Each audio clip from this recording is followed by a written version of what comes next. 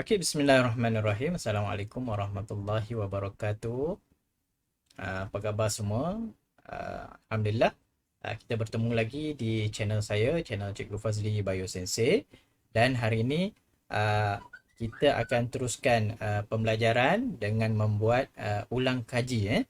Okey, so tajuk yang kita akan ulang kaji hari ini adalah daripada chapter 9 about nutrition and human digestive system.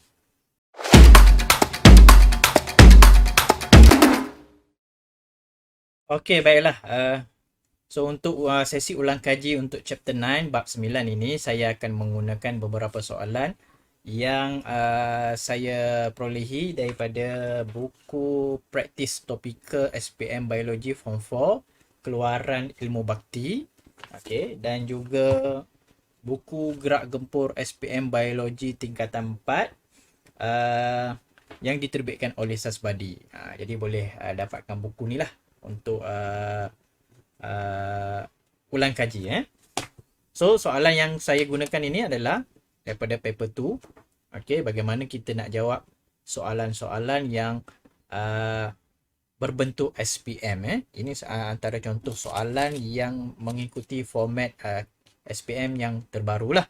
Okay, so we look at for the first question. Okay, soalan yang pertama. So sebelum kita menjawab soalan, perkara yang utama yang kita kena kenal pasti dalam soalan adalah yang pertama, soalan itu ada stimulus. Okay, so ini adalah stimulus.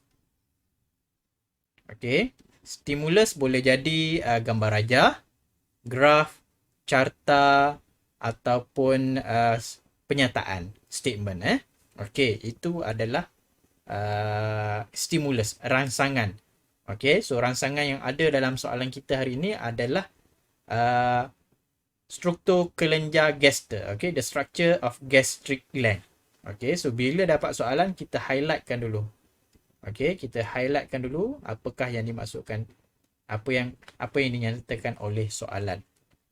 Okay, itu yang pertama. Yang kedua, dia ada kata tugas. So, kata tugas dia name. Okay, ini peringkat pengetahuan. Okay, so setelah kita kena pasti, kita tengok soalan tersebut. Okay, kita tengok dekat soalan tu ada tak unknown ataupun anu. Okay, yang dilabelkan dengan X, Y dan juga Z. Okay, so bagi soalan ini, soalan aras pengetahuan, boleh rujuk buku teks. Okay, kamu boleh rujuk buku teks. Sebab soalan ini sememangnya berpandukan kepada buku teks. Jadi sekiranya anda dah pun menghabiskan silibus ataupun chapter 9 ni berpandukan kepada buku teks, insya-Allah boleh jawab. Okay, so kita tengok dulu soalan yang pertama. Okay, soalan yang pertama adalah name the cell label X, Y and Z. Namakan sel yang berlabel X dan Y dan Z. Okay, so apakah X? Okay, X berada di bahagian atas. Okay, Y di tengah-tengah bentuk bulatan. Dan juga Z ni pada bahagian paling bawah. Okay, so X ni adalah mucus cell. Okay, ataupun sel mucus. Okey, Y, sel-sel yang berbentuk bulat ni pula adalah parietal cell.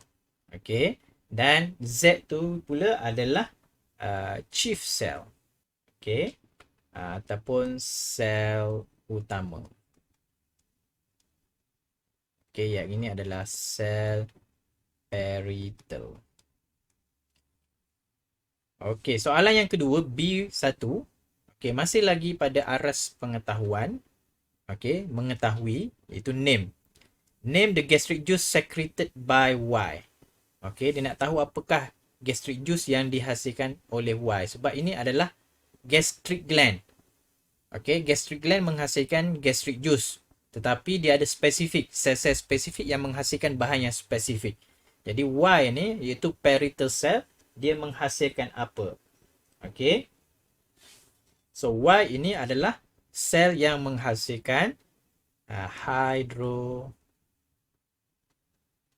acid ataupun HCl ataupun asid hidroklorik. Okey, kemudian pecahan dia pula B2. Okey, soalan B2.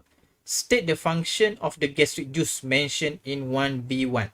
Jadi dia nak tahu fungsi asid hidroklorik. Okey, satu markah. Tapi asid hidroklorik dia ada banyak fungsi. Okey, kita tengok fungsi yang pertama asid hidroklorik.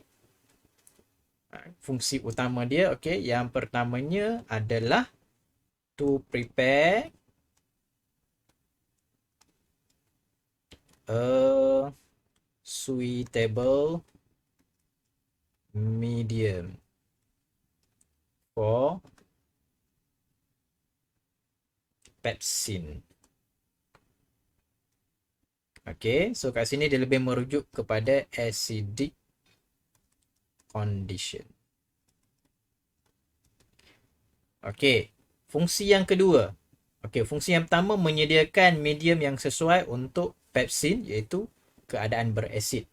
Okey, yang keduanya adalah to kill microorganism ataupun bakteria ataupun pathogen in food. Okey, so kita ada dua pilihan untuk jawapan bagi soalan B2. Okey, seterusnya soalan C. Okey, name the gastric juice secreted by Z. Okey, Z tadi apa? Z adalah chief cell. Okey, so apakah yang dihasilkan oleh chief cell? Okey, chief cell menghasilkan pepsinogen. Okey, sel Z ni menghasilkan pepsinogen. What is state the function of gastric juice mentioned in C1? Apakah fungsi pepsinogen? Okey, apakah fungsi pepsinogen? Yang pertama, okey, pepsinogen will react ataupun activated by HCl, hydrochloric acid, to become pepsin. Okay, so yang kedua, pepsin will hydrolyze protein into polypeptide.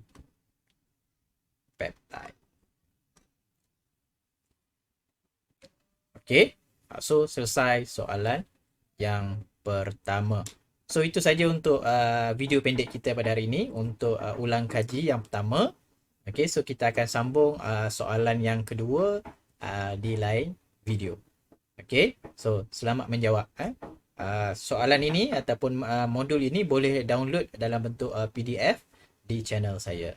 Assalamualaikum warahmatullahi wabarakatuh.